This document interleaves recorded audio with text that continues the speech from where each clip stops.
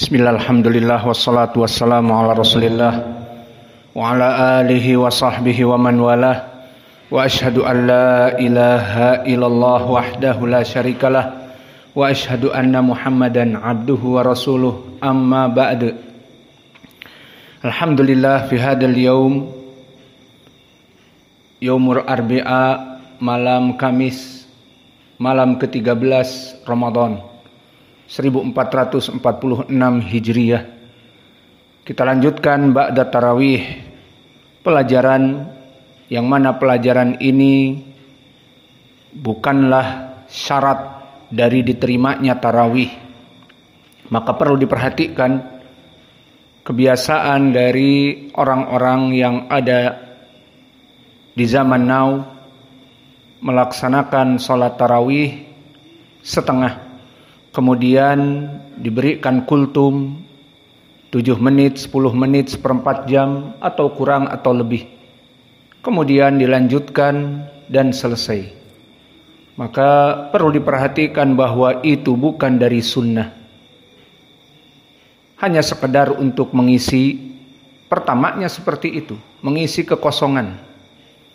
Maka pada zaman dulu Nabi SAW di saat disyariatkannya salat tarawih seperti hadis diriwayatkan oleh Imam Al-Bukhari dari Aisyah, qama Rasulullah SAW fi lailah, diriwayatkan lailah thalith wa isrun, bahwa Nabi Muhammad SAW shalla fil masjid fa shalla ma'ahu rijalun. Kemudian setelah selesai sholat tarawih yang pertama kali, semua orang berbicara.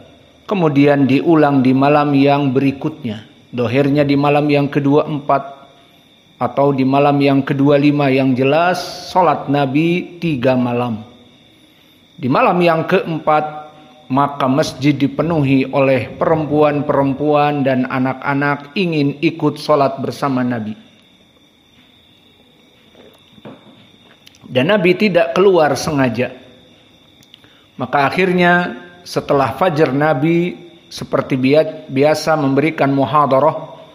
Dikatakan tasyahada summa qala amma ba'du. Tasyahada wa asna alaih.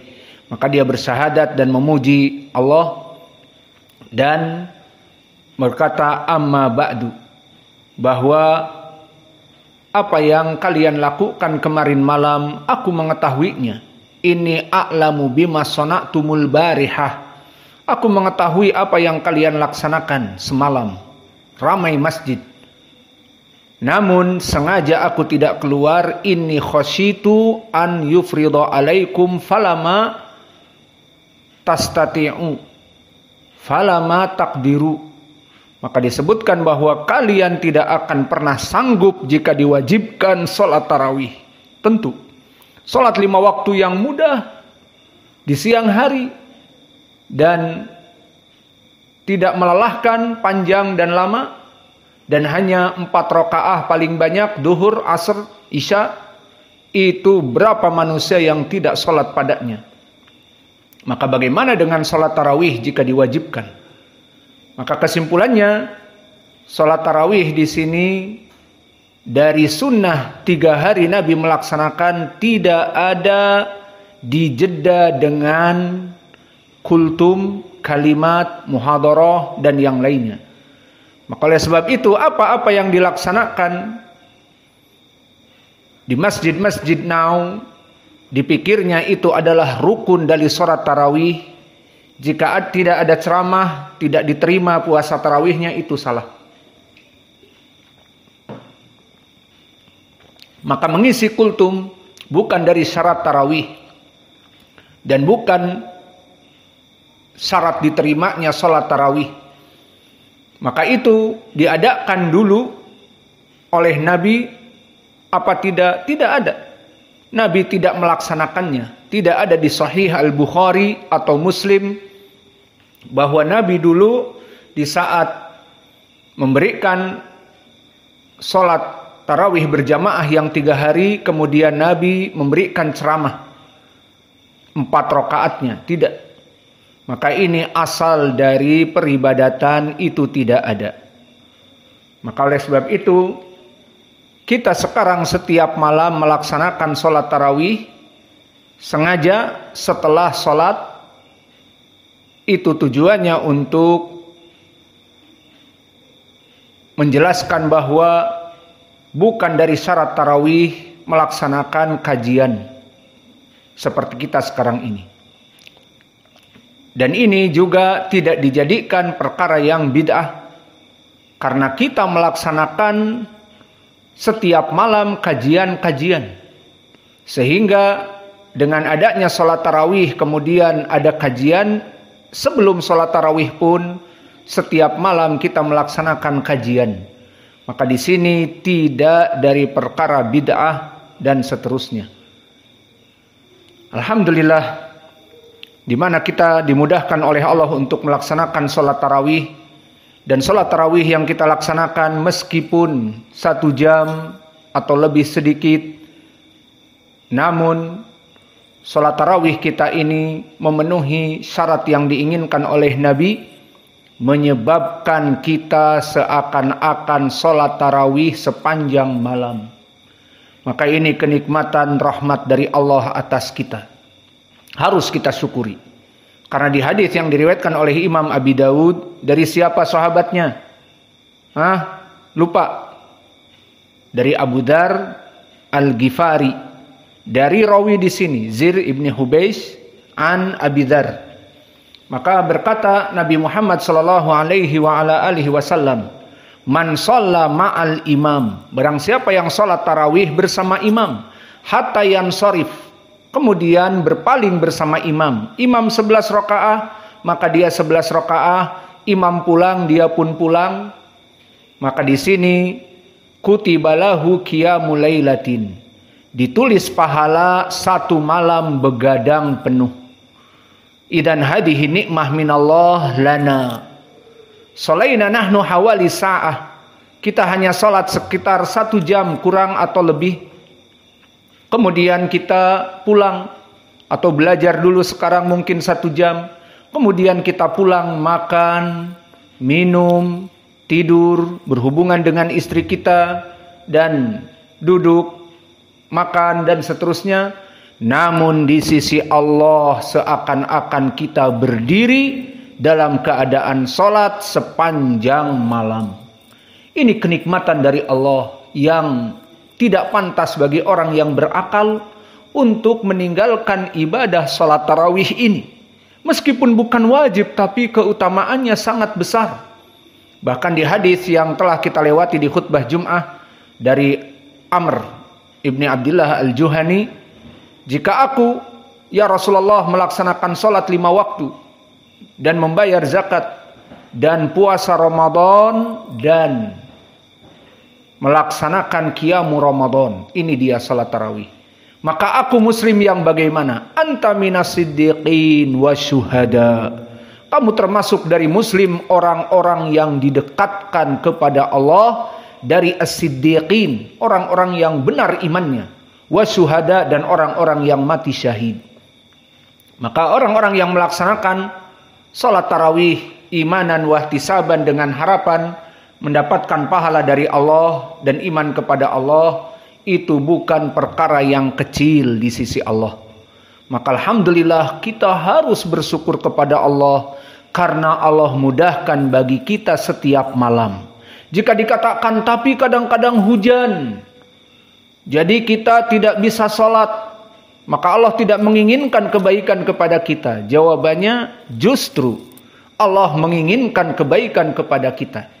Karena di saat hujan dan muadzin mengatakan shollu fi buyutikum, salatlah di rumah kalian, seperti hadis diriwayatkan oleh Imam Al-Bukhari dari Abi Hurairah, dari Ibni Abbas, maka kita diberi rukhsah untuk salat di rumah. Lalu bagaimana tidak mendapatkan keutamaan salat dengan masjid, dengan imam di masjid sampai yansharif? Insya Allah kita mendapatkannya. Meskipun kita sholat di rumah dengan istri kita berjamaah ataupun sendirian, misalnya karena orang-orang di rumah pun dalam keadaan masih kecil atau dalam keadaan mungkin menstruation. Yang jelas dia sholat di rumah dalam keadaan insya Allah pahalanya sama seperti dia pergi ke masjid. Sesuai dengan hadis yang diriwayatkan oleh Al-Bukhari dan Muslim dari Abi Hurairah, "Idza marada aw safara ahadukum kutiba alaihi ka ajrin muqimin wa sahihin." Jika seseorang udur dalam keadaan sakit ataupun safar atau tadi udur syar'i hujan, maka dia tidak bisa pergi ke masjid untuk melaksanakan sholat tarawih, tidak bisa melaksanakan pengajaran dan pembelajaran. Maka di sini dia ditulis bagaikan sholat tarawih dan bagaikan belajar, jika memang itu rutinitas yang dilakukan setiap malam olehnya. Maka kembali lagi, sebelum kita mulai kajian, wajib kita bersyukur kepada Allah. Allah memudahkan kita sholat tarawih setiap malam.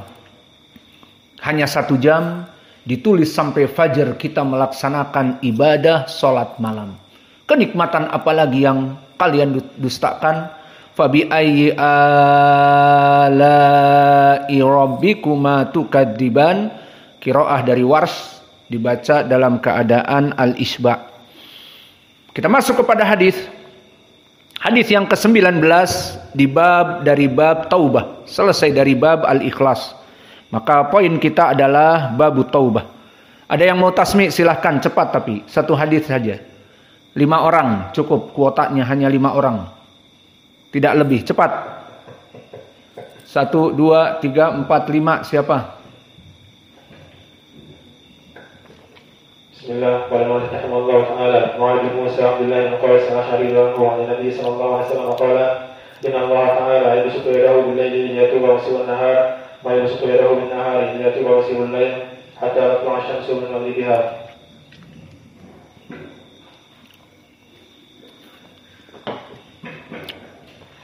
Bismillah, qala Imam An-Nawawi rahimahullah.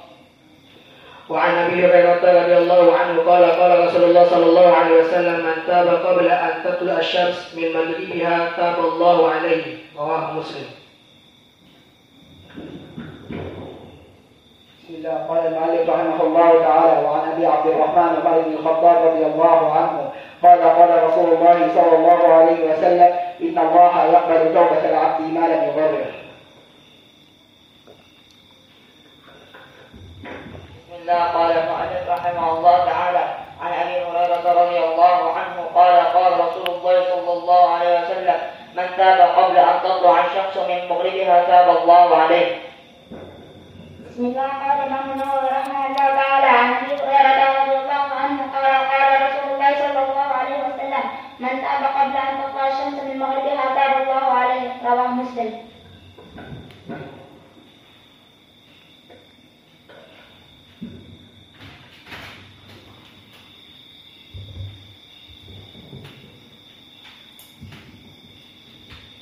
Bismillah. Qala An-Nawawi rahimahullah fi Riyadhis Shalihin fi bab taubah wa an Zir ibn Hubeish. Dia seorang tabi'i. Qala ataitu Safwana ibn Asal radhiyallahu anhu, mendatangi seorang sahabi. As'aluhu anil mashi anil khufain alal khufain. Aku menanyakan kepada dia tentang ilmu permasalahan mengusap dari sepatu lars. Faqala ma ja'a bika ya Zir, apa yang mendatangkan kamu kemari wahai Zir? Kata sahabat Safwan ibnu Asal. Faqultu ibtigha al-ilma, aku datang untuk menuntut ilmu. Faqala innal malaikata tadau ajnihataha li talabil ilmi ridon bima yatlubu. Maka lihat bagaimana seorang sahabi yang agung didatangi oleh seorang tabi'i ingin menuntut ilmu. Bukannya dilarang, bukannya bapakmu demikian dan demikian, kakekmu demikian dan demikian, adikmu demikian dan demikian, tidak. Tetapi ahlan wa sahlan, dan ini adab seseorang yang didatangi oleh penuntut ilmu, tidak mengusirnya, tidak menutup jalan untuk mendapatkan ilmu. Maka ini sesuai dengan hadis yang datang diriwayatkan oleh Imam At-Tirmidzi. Seseorang datang kepada Nabi dan mengatakan, "Ya Rasulullah, ini jitu an atlubal ilma." Wahai Nabi, aku datang dari jauh untuk menuntut ilmu denganmu. Apa kata Nabi? Dikatakan kepada sahabat ini, "Ahlan wa sahlan wa marhaban bitolabil ilmi." Selamat datang, ahlan wa sahlan bagi para penuntut ilmu. Maka apalagi dia ahli sunnah yang datang ingin menuntut ilmu dari tempat yang jauh, tidak diusir. Tidak karena bapaknya, tidak karena adiknya, tidak karena kakaknya, tidak karena tetangganya. Maka dia menuntut ilmu, silahkan. Apalagi mendatangkan para ulama tujuannya untuk didatangi. Mendatangkan para ulama untuk dihadiri. Agar ilmu para ulama ini bisa diambil dengan mudah oleh para penuntut ilmu. Maka begitupun di sini sahabi yang agung, apa yang menyebabkan kamu datang? Aku ingin menuntut ilmu. Dijawab dengan, sesungguhnya para malaikat tada'u ajnihataha. Mereka itu sangat senang kepada para penuntut ilmu, maka mereka menutupkan sayap-sayap mereka. Untuk para penuntut ilmu, ridon bima yatlub. Para malaikat itu senang kepada para penuntut ilmu, maka mereka melindungi sayap-sayap mereka. Fakultu, maka aku berkata, siapa Zir tadi? Innahu qad haqqa fi sadri al-mashu alal khufain ba'dal ghaiti wal bauli. Wa kunta imra'an min ashabin nabi. Fajitu as'aluka. Lihat di sini bagaimana Zir ibn Hubeish seorang tabi'i, bukan dari sahabi. Ada pertanyaan menggelitik di hatiku. Jika aku menggunakan lars panjang seperti sepatu tentara, yang jelas sepatu yang menutupi mata kaki, bukan sandal, sepatu yang menutupi mata kaki, yang dipakainya susah dan dikeluarkan susah, seperti tentara PDL dari para tentara itu yang baret hijau ataupun yang celananya hijau, PDL, pakaian dinas lapangan namanya. Itu susah dimasukkan, kemudian dimasukkan celananya juga agar tidak masuk sesuatu ke sepatu dan ke celananya. Maka itu ada hukumnya di dalam Islam di saat dia akan sholat nanti. Maka di sini ditanyakan oleh sahabat, maka bagi orang yang menggunakan sepatu lars panjang itu, bagaimana jika dia dalam keadaan kencing dan kalau dalam keadaan BAB dan BAK, kan terputus wudunya. Nah, apakah harus berwudu lagi membuka sepatu lars panjangnya ini yang sulit dan seterusnya? Ini yang ada di benakku. Dan dalam keadaan safar yang melelahkan harus mengurusi permasalahan sepatunya itu. Wa kunta imro'an min ashabin nabi, dan kamu adalah seseorang dari sahabat Nabi. Maka di sini menjadi pendalilan bagaimana para tabi'in dulu mengagungkan para sahabat, karena mereka ahlul ilm. Dan begitupun di zaman now sudah tidak ada lagi yang namanya sahabat dan tabi'in, itba'ut tabi'in. Maka orang-orang awamun nas yaskuruna bi alim min ulama alladhi minan nas akribaihim au alladhi qarib minhum. Idan yaskuruna bizauj min alimil ulama au bijiran min alimil ulama au biwaladih min alimin min ulama, kama yaskuruna kana salaf idza kana jalisun inda alimin min ulama yaqul kunta imra'an min ashabin nabi sallallahu alaihi wa ala alihi wasallam anta a'lamu minna min ashabin nabi Wa kadzalika fi hadza zaman qad matu sahabah, qad matu tabi'i, itba'u tabi'i, idan ma baqiya ila awamin nas ma'a alimun min ulama. Idan awamun nas yafrahuna biwujud al ulama bainahum. Sawa'un kana min aqriba aw minal jiran, maka mereka senang dan menghargai alimun ulama. Faji'tu as'aluk, idan ana ji'tu muta'ammid as'alak. Hal sami'tahu yadkuruhu fidalik syai'an. Maka apakah kamu mendengar dari Nabi wahai sahabat Safwan tentang permasalahan ini? Masalah apa tadi? Menggunakan sepatu lars panjang. Lalu bagaimana jika dalam keadaan safar setiap wudu harus dibuka karena dia kencing, BAB, BAK dan tidur? Qala na'am, tentu aku mendengar dari Nabi. Kana ya'muruna idza kunna safran aw musafirin an la nunazzi'a khifafana thalatha ayyamin wa layalihinna illa min janabatin. Lakin min ghaitin wa baulin wa naumin. Maka dulu Nabi mengajari kami di saat kami safar. Maka Nabi dulu di saat safar bersama para sahabatnya, Nabi mengatakan, jangan engkau buka sepatu-sepatu kalian yang sudah dipakai dengan susah payah, ditutup seperti sepatu-sepatu tentara PDL. Maka diberi waktu 3 hari. Karena safar di zaman dulu tidak seperti di zaman now. Di zaman now safar bahkan ke luar negeri dari Padang ke Kuala Lumpur hanya 45 menit. Dan dari Padang ke Singapura lebih dekat, hanya 35 menit. Maka di zaman dulu safar lebih dari sepekan, lebih dari 2 pekan. Maka Nabi mengatakan, jangan engkau lepas sampai 3 hari. Jika engkau dalam keadaan tadi ghaitin, BAB, au baulin, BAK, au naumin, atau tertidur pulas, maka wudunya telah hilang. Maka jangan engkau buka kecuali apa? Illa min janabatin. Maka dibedakan janabah dalam keadaan hadas yang mughalladhah, harus dibuka dan harus mandi. Ini jika janabah, baik dia dalam keadaan safar mimpi basah ataupun safar dengan istrinya.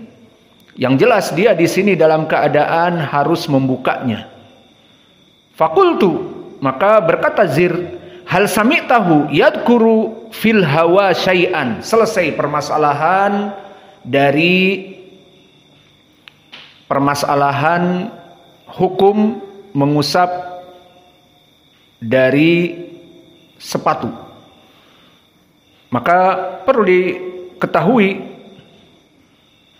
bahwa permasalahan mengusap dari sepatu ini, dia hukumnya adalah telah datang dari berbagai hadis. Barang siapa dia dalam keadaan musafir, maka 3 hari boleh dalam keadaan mengusap. Jadi bagaimana prakteknya? Prakteknya pertama, di saat seseorang pertama kali mau memasukkan sepatunya ke kakinya dan menutupnya celananya seperti celana tentara yang susah seperti itu, maka dia memasukkannya dalam keadaan berwudu dahulu. Jadi dia berwudu, setelah wudu dia masukkan sepatu panjangnya dalam keadaan hendak safar nih. Maka dia ikat kakinya dan sebagainya ditutupi, maka dia menggunakan lars panjang yang susah sudah, ketat, tidak masuk apapun ke kakinya. Kemudian dalam keadaan dia tadi memasukkannya suci, kalau dia safar 3 hari berlaku. Jadi nanti dia misalnya BAB, BAK, tidur, sholat fajar, tinggal wudu biasa, Lalu bagaimana dengan kakinya diusap atasnya? Maka di sini diusap atasnya masah. Tahat au fauq? Fauq. Fa kaifa fauq? Wa nahnu namshi bi taht. Nam aula. Fa hada huwa qala Ali law kana ad-dinu yubna 'alal aql fayumsahu al-khuffain tahtiha wa laysa bi fawqiha. Maknanya jika seandainya agama itu dibangun di atas akal, maka di saat diperintahkan untuk mencuci atau membasuh dari sepatu, yang dibasuh itu di bawahnya, bukan di atasnya. Karena yang kotor kan di bawahnya. Kok dibasuh di atasnya? Ini karena ittiba. Ini karena apa? Mengikuti sunnah Nabi. Dan faedah yang kedua, kelaziman untuk mengusap menunjukkan apa? Orang ini nanti sholatnya pakai apa? Pakai sepatu. Iya apa tidak? Masa mengusap lars panjangnya, kemudian mau masuk masjid dibuka? Nah, kenapa harus diusap kalau dia mau masuk masjid dibuka? Maka di sini menjadi pendalilan bahwa dulu Nabi bersama para sahabatnya dalam safar, dohirnya mereka sholat dengan sepatu dan sandal mereka. Tentunya dengan sepatu, yang diberikan rukhsah di sini sepatu. Maka kalau idza kana hum yamsahuna an-ni'al aw yamsahuna al-khifaf fa kaifa ba'da dzalikum yusalluna bidun ni'al. Fa idan la budda bin ni'al li'anna hukmul masah likai yusalli bin ni'al. Maka mereka mengusap sepatu lars tersebut agar mereka sholat di atas sepatu. Maka ini pun menjadi pendalilan bahwa sholat dengan sepatu adalah dari sunnah. Dan dulu Nabi di saat safar menggunakan sholat dengan sepatu karena mereka sholat di padang pasir, bukan di Masjid Nabawi karena safar. Dan di Masjid Nabawi pun diperintahkan untuk sholat dengan sandal. Maka kesimpulannya, bagaimana caranya? Caranya adalah di saat memasukkan dalam keadaan wudu. Jika dia tidak memasukkan dalam keadaan wudu dan telah kentut dan seterusnya, maka dia buka lagi, bongkar lagi. Maka mana pendalilannya? Telah datang fi sahihain anil Mughirah ibnu Syu'bah, dari seorang sahabi Al-Mughirah ibnu Syu'bah, di saat dalam keadaan safar. Fatawadoa Nabi sallallahu alaihi wa ala alihi wasallam fa ahwal Mughirah liyanzi'a khufaihi. Di saat Nabi ingin memperbaharui wudunya, dipikirnya Al-Mughirah, oh Nabi akan membuka sepatunya yang susah itu, yang las panjang seperti sepatu tentara. Maka lihat bagaimana adab sahabat. Al-Mughirah ingin membukakan sepatu Nabi yang akan melelahkan Nabi itu. Di saat tangannya menggapai kepada sepatu Nabi, apa kata Nabi? Da'huma, biarkan dia wahai sahabatku Al-Mughirah. Fa ini adkhaltuhuma tahiratain, karena aku tadi telah memasukkannya dalam keadaan suci.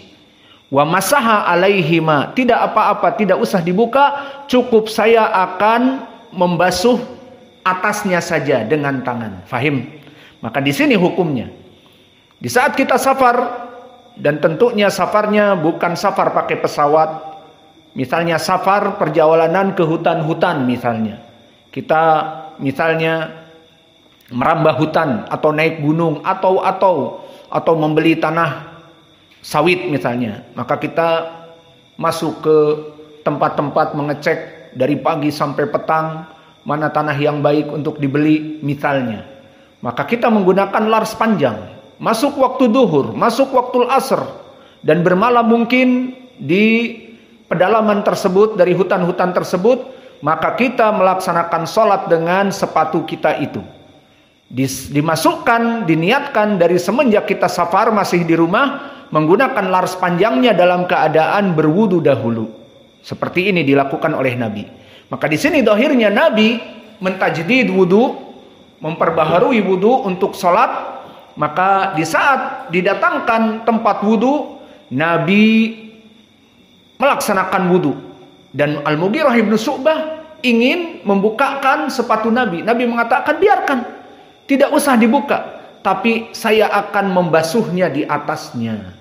Maka ini di hadis yang muttafaqun alaih menjadi pendalilan tentang permasalahan bagaimana disyariatkannya salat dengan sepatu lars panjang. Maka hukumnya dia dalam keadaan 3 hari bagi yang musafir dan 1 hari bagi yang mukim. Boleh yang mukim, boleh, namun 1 hari. Dan itu kami lakukan waktu kami di Yaman.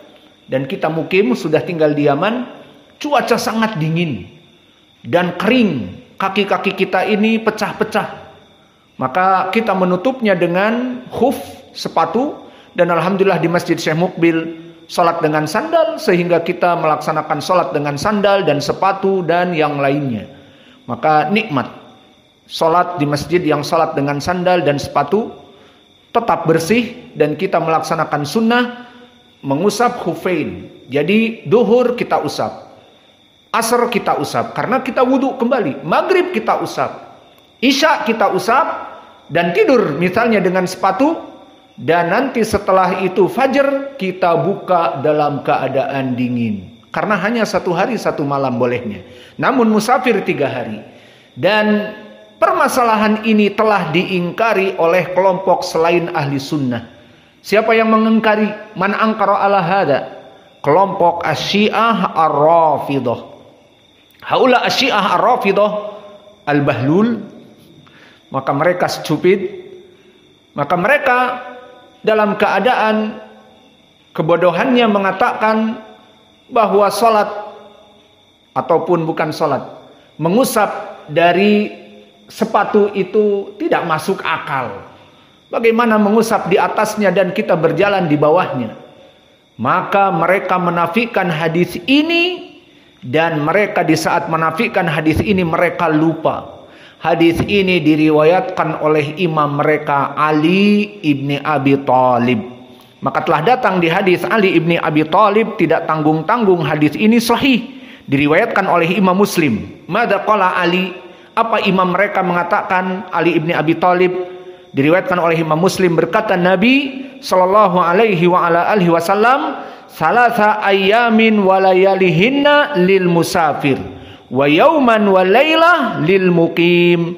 Ja'ala Rasulullah sallallahu alaihi wa ala alihi wasallam, Nabi menjadikan salasa ayyamin wa lailatihinna lil musafir, 3 hari dan 3 malam untuk musafir mengusap dari sepatu lars panjangnya.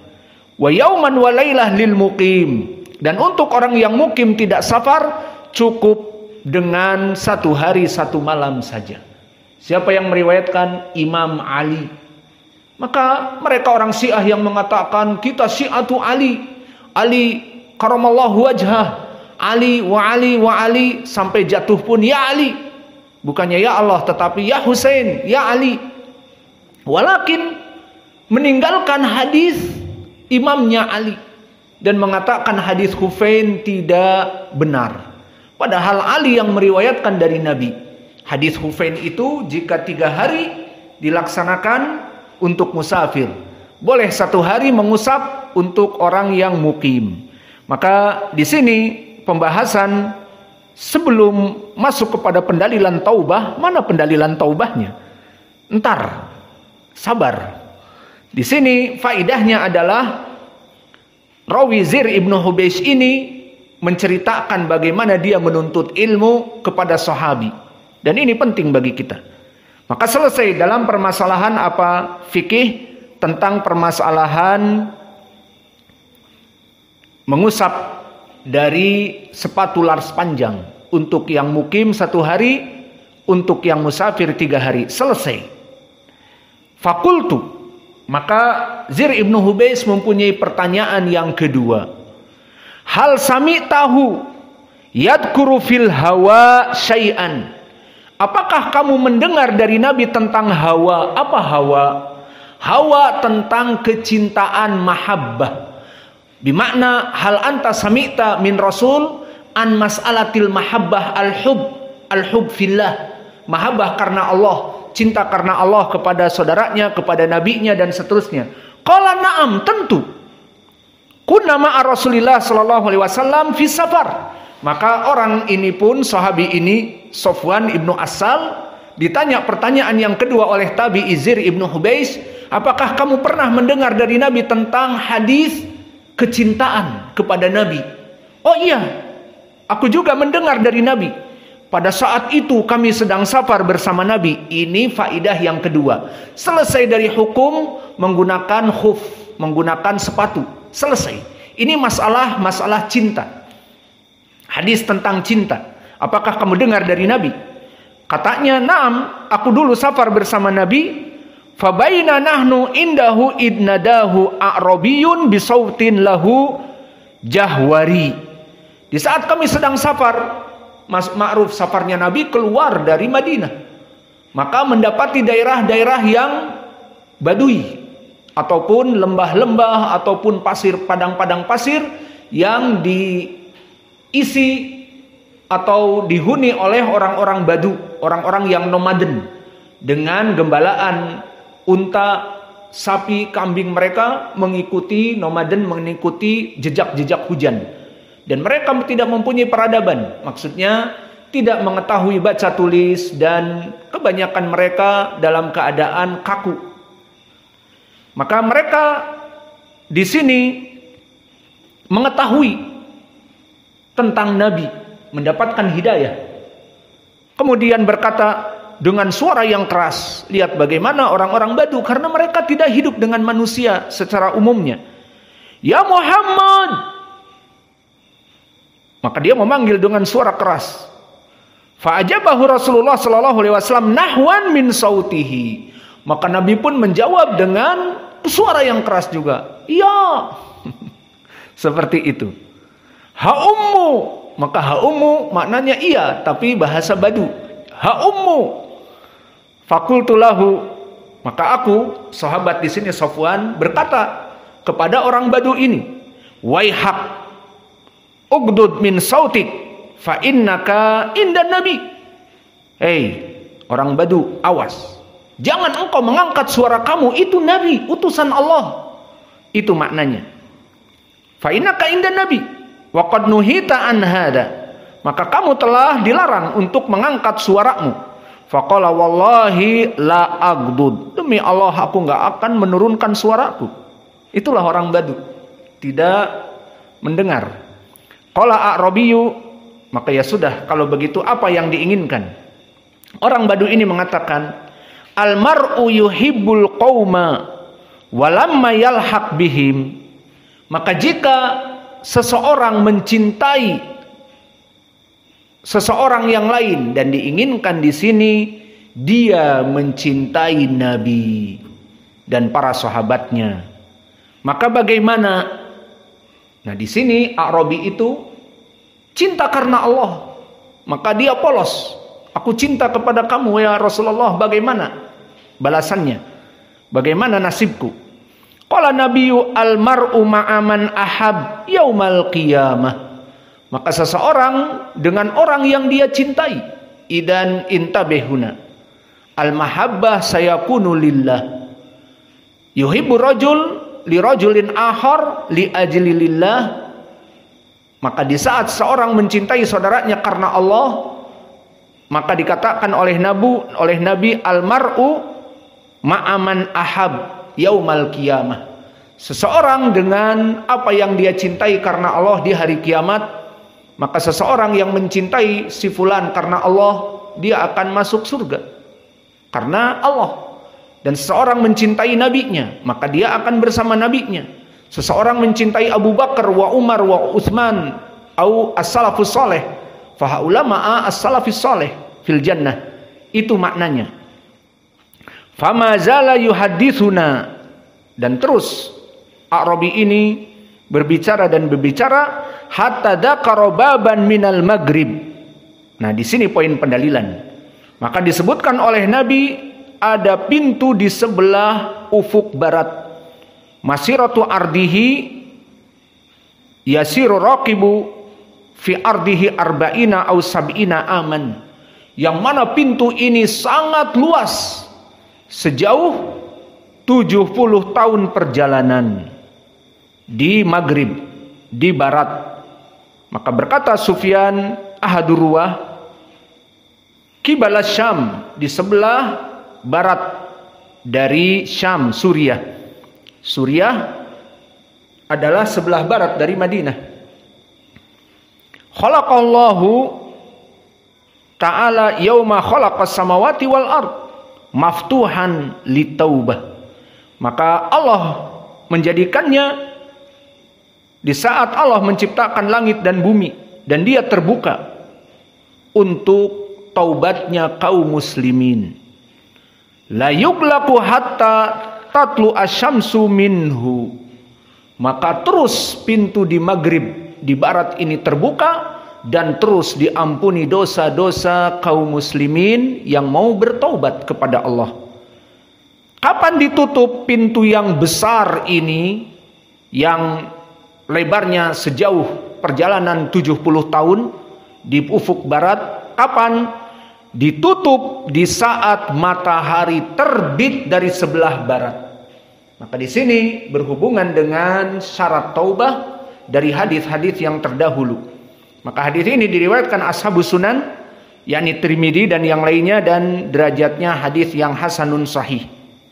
Maka hadis ini bukan hadis muttafaqun alaih dan yang lainnya. Maka hadis ini diriwayatkan oleh Imam At-Tirmidzi dan yang lainnya yang hasanun sahih.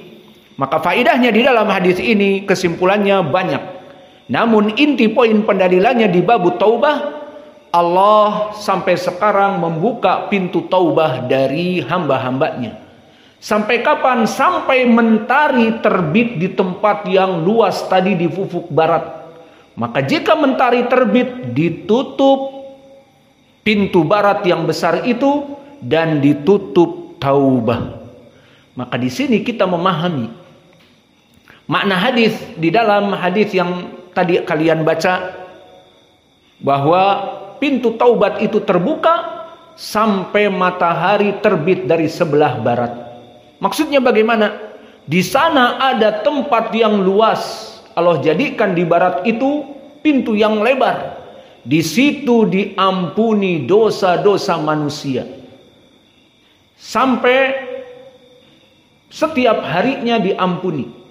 Lalu sampai kapan? Di saat mentari terbit dari tempat barat itu, barulah pintu-pintu di barat itu ditutup yang luas sebagai pengampunan ditutup. Maka di sini penjelasannya. Maka penjelasan hadis bahwa pintu taubat itu ditutup di saat mentari terbit dari barat, maknanya pintu taubat yang besar dan luas di ufuk barat itu ditutup karena mentari diterbitkan dari sebelah barat, sehingga Allah tutup dan Allah tidak menerima lagi taubat seseorang. Maka di sini menjadi pendalilan bagi kita tentang hadis ini, poin pendalilan ini. Kapan Allah Jalla wa'ala tidak menerima taubat? Di saat ditutup pintu barat tersebut. Kapan ditutupnya? Di saat mentari terbit dari tempat tersebut. Maka oleh sebab itu, mulai dari sekarang kita meminta ampun kepada Allah, beristighfar dan bertaubat, karena Allah seperti di hadis terdahulu, yubsitu yadahu filailil musi'in nahar wa yubsitu yadahu bin nahar li musi'il lail hatta tatlu asyams min maghribiha, bahwa Allah membuka tangannya di siang hari untuk yang berdosa di malam hari. Kapan bertobat? Bertobat di siang hari, Allah menerimanya. Dan Allah membuka tangannya di siang hari bagi mereka orang yang berbuat kemaksiatan di malam hari.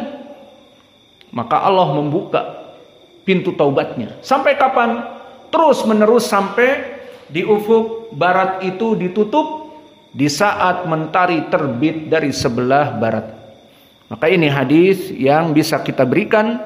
Ini poin pendalilannya. Dan tambahan dari hadis ini, dua tambahan dari pertanyaan sahabat. Pertama apa? Tentang permasalahan khufain. Seseorang yang ingin melaksanakan sunnah menggunakan lars panjang, maka boleh dilaksanakan meskipun kita tidak safar, Jika ingin kalian mempunyai sepatu yang panjang, laras panjang, maka dipakai. Menggunakan boleh juga kaos kaki. Kalian memakai kaos kaki misalnya di musim-musim dingin, boleh. Maka dipergunakan sunnah itu 1 malam saja dan 1 hari di siang hari, sehari semalam boleh. Maka di sini faidah yang pertama. Dan faidah yang kedua tentang permasalahan bagaimana seseorang mencintai karena Allah dari saudaranya dan mencintai orang-orang yang soleh. Faqala Rasulullah sallallahu alaihi wasallam, almar'u ma'aman ahab yaumal qiyamah. Maka oleh sebab itu, idza kana rajulun yuhibbu akhahu li ajlilillah fahuwa ma'ahu fil jannah ma'allah. Wa idza kana rajulun yuhibbu rasulahu fa idan ma'a rasulihi fil jannah. Fa idza kana rajulun yuhibbu as-sahabah wa tabi'in wa itba'u tabi'in aw as-salafus salih minas salihin fa idan huwa ma'ahum. Fa kadzalika idza kana rajul yuhib min akribaihi as-salihin aw min zawjihi as-salihin aw min waladihi as-salihin fa idan huwa ma'ahu yaumal qiyamah. Idan al-mar'u ma'aman ahab. Fa ala hada lazim likulli muslim yuhib musliman akhar. Wa hadha alladhi qala ta'ala innamal mu'minuna ikhwatun. Bahwa tidaklah manusia itu seorang mukmin kecuali dengan mukmin lainnya bersaudara. Wa kadzalika kama fi hadis Abi Hurairah kullun nas ya'budunallah fi hadhihi dunya idan kunu ibadallahi ikhwanan. Idan labudda likulli wahid ya'budullah ikhwanan. Kuluna ikhwah. Laisa kuluna asyahna wal baghdha bainana. Wa kadzalika fi hadis Abi Musa al-Asy'ari fi sahihain innal mu'min wal mu'min kal bunyan yashuddu ba'daha ba'dha. Famathala Rasulullah sallallahu alaihi wasallam biyadihi hakadha. Maka Nabi menyepertikannya seperti ini tangannya. Maka setiap muslim dengan muslim yang lainnya bersahabat, dan setiap muslim dengan muslim yang lainnya saling mencintai, dan jika cinta mereka sesama mereka karena Allah, maka Allah akan memasukkannya ke surga sesuai hadis anta ma'aman